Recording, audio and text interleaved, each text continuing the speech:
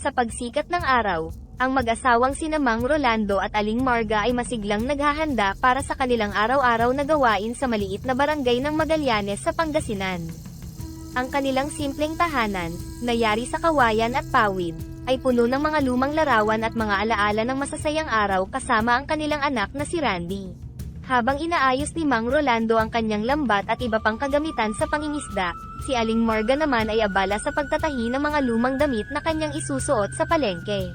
Marga, sigurado ka bang ayaw mong ako na lang ang magdala ng pera kay Randy sa Maynila? Sambit ni Rolando. Mahal, alam kong pagod ka rin sa araw-araw mong pagpapalaot.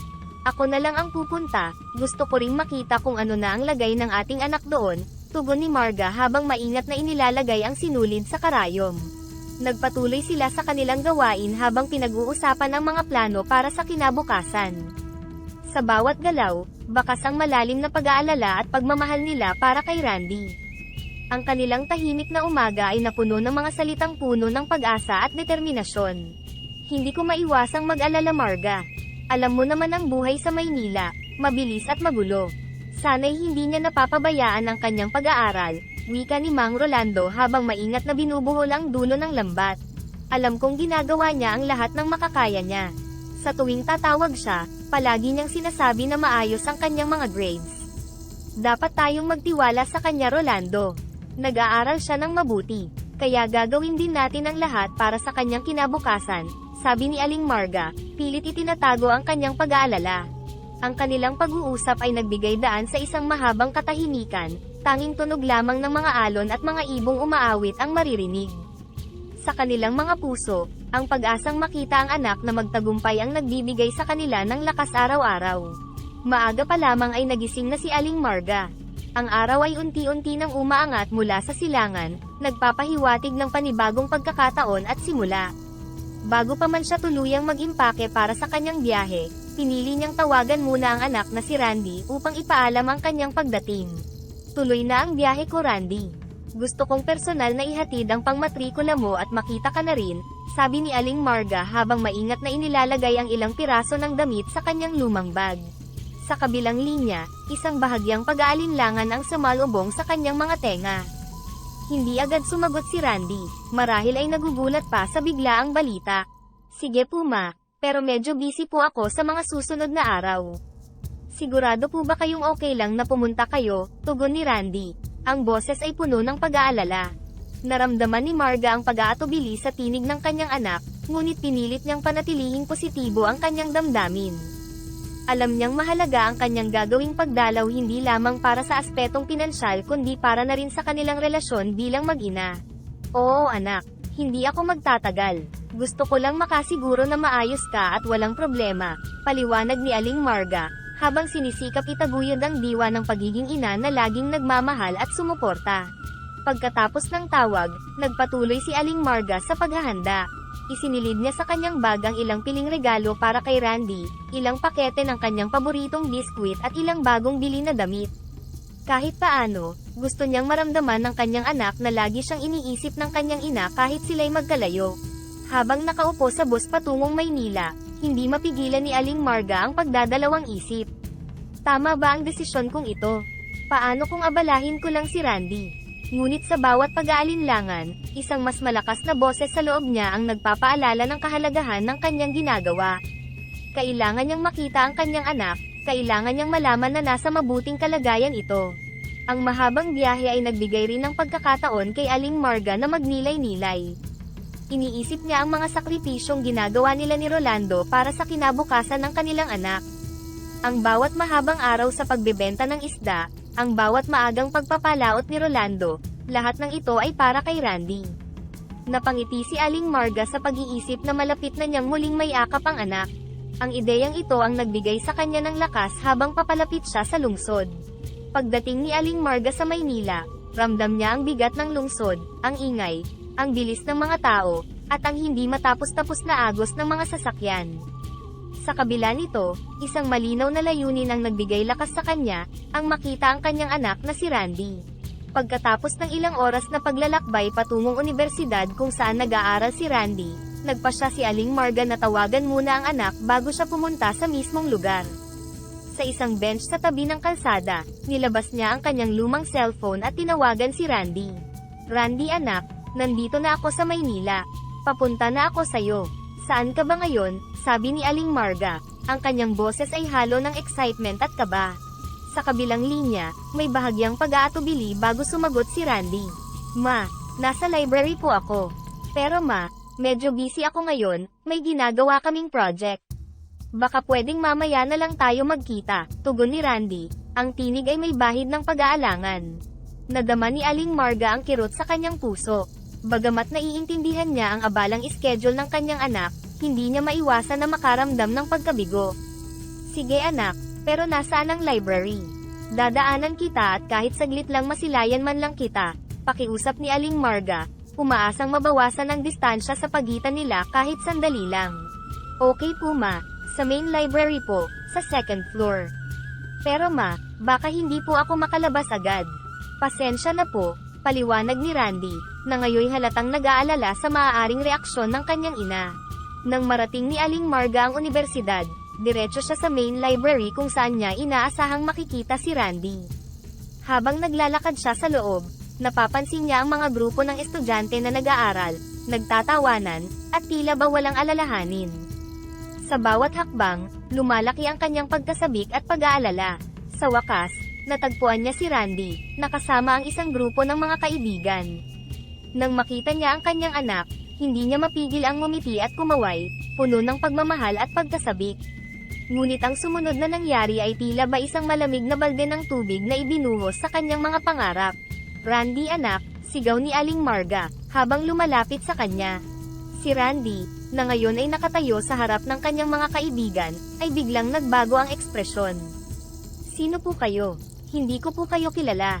Ma'am, baka nagkakamali kayo. Nasa Amerika po ang mommy ko.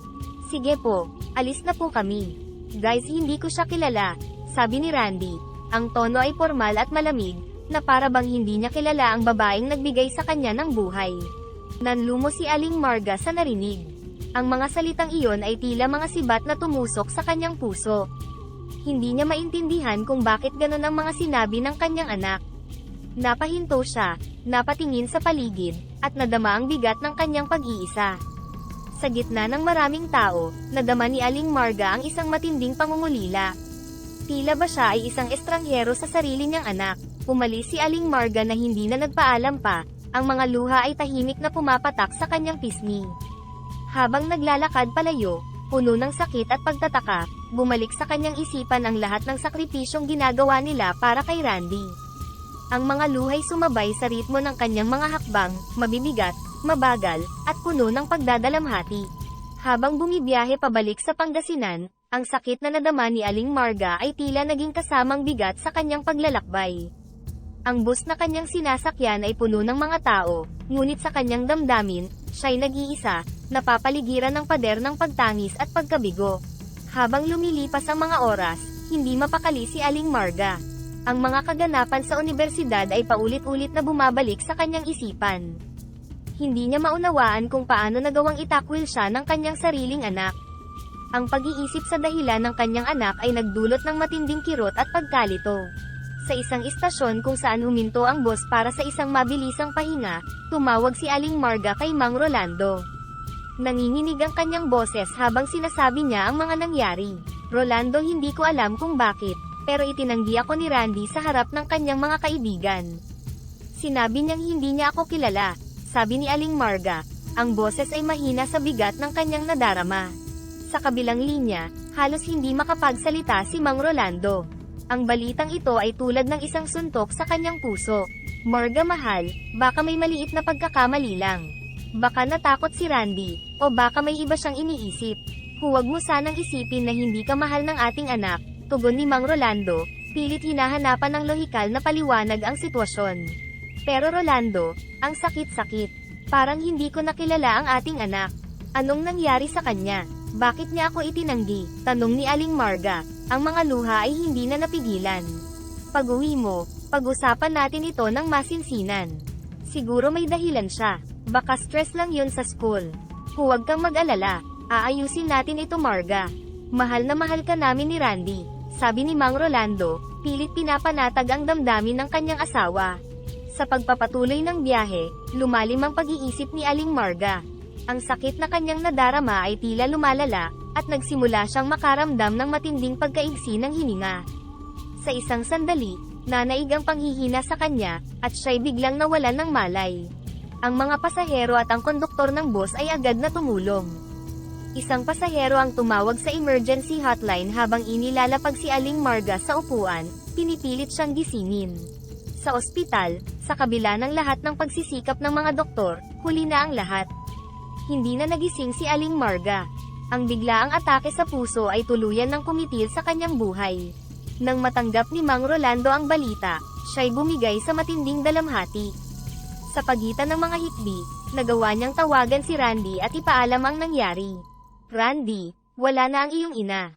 Hindi na siya umabot ng bahay." Sabi ni Mang Rolando, ang boses ay halos hindi marinig sa pagitan ng kanyang pag-iyak. Sa kabilang linya, si Randy ay tila bumagsak ang langit at lupa sa kanya. Ang kanyang ina, ang babaeng nag-alay ng lahat para sa kanya, ay wala na. At ang huling alaala niya sa kanya ay ang pagtanggi niya dito sa harap ng maraming tao. Patawarin mo ako. Hindi ko alam. Hindi ko sinasadya," sabi ni Randy. Ang boses ay puno ng pagsisisi at sakit. Sa sandaling iyon, pareho silang nagluluksa. Ang trahedya ay nag-iwan ng malalim na sugat sa puso ng bawat isa, isang sugat na magtatagal bago tuluyang maghilom. Sa madilim na silid ng kanilang munting bahay sa Pangasinan, si Mang Rolando ay nakaupo, hindi makakilos, ang mga mata'y tulala sa kawalan. Ang sakit ng pagkawala ni Aling Marga ay yumayakap sa buong bahay, na ngayon ay puno ng katahimikan at kalungkutan. Ang mga kapitbahay ay dumarating at umaalis, nagdadala ng kanilang pakikiramay, ngunit tila hindi naririnig ni Mang Rolando. Ang kanyang isipan ay paulit-ulit na binabalikan ang huling pag-uusap nila ni Aling Marga at ang kanyang pangako na aayusin ang lahat. Sa kabilang dako, si Randy ay bumalik na sa Pangasinan, ang bawat hakbang papalapit sa bahay ay puno ng pagsisisi at takot. Ang balita tungkol sa pagkamatay ng kanyang ina ay parang isang malamig na tubig na gumising sa kanya mula sa isang masamang panaginip. Pagdating sa bahay, dahan-dahan siyang pumasok, ang kanyang mga mata ay agad na hinanap ang kanyang ama. Nakita niya si Mang Rolando, nag-iisa, nakatulala. Lumapit si Randy, ang bawat hakbang ay mabigat, ang kanyang puso ay puno ng pangamba. "Patawad pa, hindi ko sinadyang masaktan si Mama, o kayo. Hindi ko alam kung paano ako haharap sa inyo pagkatapos ng lahat," sambit ni Randy. Ang boses niya ay nanginginig sa takot at pagsisisi. Napalingon si Mang Rolando, ang kanyang mga mata'y pumapatak ng luha. Ang pagkakita sa kanyang anak na labis ang pagsisisi ay nagdulot ng kakaibang sakit at lunas sa kanyang puso. "Anak, napakasakit talaga. Wala na ang iyong ina, at hindi na natin maibabalik ang panahon. Ngunit kailangan nating harapin ito. Sabihin mo sa akin, bakit mo nagawa iyon sa iyong ina?" tanong ni Rolando. Ang boses ay nanginginig at mayroong pangungulila. "Natakot ako pa. Natakot ako na makita ko ng aking mga kaibigan na kasama siya. Akala ko mahihiya ako, pero hindi ko naisip na mas masakit pala ang makita siyang nasasaktan dahil sa akin." Pag-amin ni Randy, ang mga luha ay tumulo na rin mula sa kanyang mga mata. Ang pagmamahal ng magulang Randy ay walang kondisyon. Hindi mahalaga kung ano ang iniisip ng iba. Ang mahalaga ay ang pagpapahalaga at pagmamahal na binibigay natin sa isa't isa. "Sana ay maunawaan mo ito balang araw," sabi ni Mang Rolando, habang umiiyak. "Naiintindihan ko na ngayon pa. Huli na ang lahat para kay Mama, pero nangangako ako na babawi ako. Babaguhin ko ang aking mga pagkakamali, at gagawin ko ang lahat upang maging karapat-dapat sa inyong pagmamahal," pangako ni Randy. Ang kanyang tinig ay puno ng determinasyon. Matapos ang matagal na panahon ng pagdadalamhati at pag-iwas sa dagat, nagpasya si Mang Rolando na muling pumalaot, umaasang mahanap muli ang kanyang kapayapaan sa piling ng alon. Sa kanyang unang layag matapos ang malungkot na mga buwan, nadama niya ang pamilyar na kalma ng dagat na tila ba isang matagal ng kaibigan na handang muling tanggapin siya. Ngunit ang umagang iyon sa dagat ay may nakalaan na hindi pangkaraniwang kaganapan. Habang hinahagis niya ang lambat sa malinaw na asol na tubig, bigla na lang may isang kakaibang nilalang ang nakasabit dito. Isang duwende, maliit at maliwanag ang mga mata, ang sumabit sa kanyang lambat. Nakasuot ito ng maliit na damit na gawa sa mga dahon. "Aba, ano ito? Paumanhin kaibigan, hindi kita napansin. Sandali pakakawalan kita, sabi ni Mang Rolando. Ako'y iyong tinulungan, kaya naman may utang na loob ako sa'yo. Bilang ganti, nais kong ibigay sa iyo ang mahiwagang perlas na ito, tugon ng duwende. Ang duwende ay naglabas ng isang maliwanag na perlas, kumikinang sa ilalim ng sikat ng araw, at iniabot ito kay Mang Rolando. Ang perlas ay may kakaibang ningning, at sa sandaling hinawakan ito ni Mang Rolando, nadama niya ang isang kakaibang init at ginhawa na yamakap sa kanyang katawan. Ano ang kapangyarihan ng perlas na ito? Tanong ni Mang Rolando, habang maingat na hawak ang maliit ngunit tila mabigat na bato. Ito ay magbibigay sa iyo ng kapayapaan at linaw ng isip sa oras ng pangangailangan. Kapag ikaw ay naguguluhan o nababahala, hawakan mo lamang ito at papawiin nito ang iyong mga alalahanin. Dagdag pa rito, magdadala rin ito ng kasaganahan sa iyong hanap buhay, paliwanag ng duwende. Hindi ako makapaniwala na may ganitong mahika, ngunit salamat kaibigan. Pangangalagaan ko ito, sambit ni Mang Rolando, pakiramdam ay puno ng pasasalamat at pagtataka. Sa pagbalik ni Mang Rolando sa Pampang, dala niya hindi lamang ang mga isdang nahuli kundi pati na rin ang bagong pag-asa na dala ng mahiwagang perlas. Sa mga sumunod na araw, napatunayan niya ang kapangyarihan ng perlas. Habang lumilipas ang mga araw, naging mas maunlad ang buhay ni Mang Rolando, salamat sa mahiwagang perlas na natanggap niya mula sa duwende. Hindi lamang ito nagdulot ng kasaganahan sa kanyang mga huli ngunit binigyan din siya nito ng kapayapaan ng isip na kinakailangan upang patawarin ang kanyang anak na si Randy. Ang kanilang relasyon, na dati puno ng hinanakit at kalungkutan, ay unti-unting napalitan ng pag-unawa at pagmamahal. Isang hapon, habang nakaupo sila sa ilalim ng lilim ng puno ng niyog sa labas ng kanilang bahay, binuksan ni Mang Rolando ang isang mahalagang usapan. Salamat sa perlas na ito Randy, natutunan ko ang halaga ng pagpapatawad. Napagtanto ko na ang panahon ay mahalaga at hindi natin dapat sayangin sa mga hinanakit, sabi ni Mang Rolando, ang kanyang mga matay tumitingin ng diretso sa anak. Pa, salamat sa pagpapatawad nyo. Araw-araw kong pinagsisisihan ang sakit na naibigay ko, at ang inyong pagpapatawad ay nagbigay sa akin ng pagkakataong itama ang aking mga pagkakamali, tugon ni Randy. Ang boses niya ay nanginginig dahil sa damdamin. Hindi lamang personal na kapayapaan ang naibahagi ni Mang Rolando sa kanyang anak, kundi pati na rin ang kasaganahan sa kanilang buhay. Dahil sa dumaraming huli, nagawa niyang guminhawa ang kanilang buhay at maging ng iba sa kanilang komunidad. Bilang bahagi ng kanyang pasasalamat sa naging biyaya, pinili niyang tulungan ang dalawang anak ng kanyang kapwa mangingisda na nahihirapan sa buhay. Alam mo Randy, ang edukasyon ay susi sa pagbabago ng ating kinabukasan.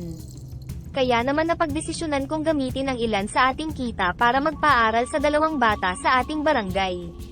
Sana sa ganitong paraan, mabigyan din natin sila ng pagkakataong umangat sa buhay, paliwanag ni Mang Rolando, ang kanyang tinig ay puno ng pag-asa. Panapakaganda po ng ginagawa nyo. Inspirasyon po kayo hindi lang sa akin kundi pati sa ibang tao, sabi ni Randy, ang kanyang mga matay nagningning sa inspirasyon at determinasyon. Habang sila'y naglalakad sa dalampasigan ng Magallanes, pinag-usapan ni Randy at Mang Rolando ang mga plano para sa hinaharap. Ang dating sakit at hinanakit ay tuluyan ng napalitan ng pag-asa at pagmamahal. Pa, natutunan ko na ang kahalagahan ng pamilya. Hindi ko nahahayaang mawala pa ulit ang mga mahahalagang aral na ito, sambit ni Randy, habang nakatingin sa malawak na dagat na sumisimbolo sa kanilang bagong simula. Tama ka anak, ang bawat araw ay isang regalo at isang pagkakataon para mas maging mabuti tayo sa isa't isa at sa mga taong nakapaligid sa atin, tugon ni Rolando. Ipinatong ang kamay sa balikat ni Randy bilang tanda ng suporta at pagmamahal. Sa tahimik na dalampasigan ng Magallanes, ang pamilya ni Mang Rolando ay muling nakahanap ng kapayapaan, at sa bawat alon na dumadampi sa kanilang mga paa, ramdam nila ang walang katapusang posibilidad ng bukas.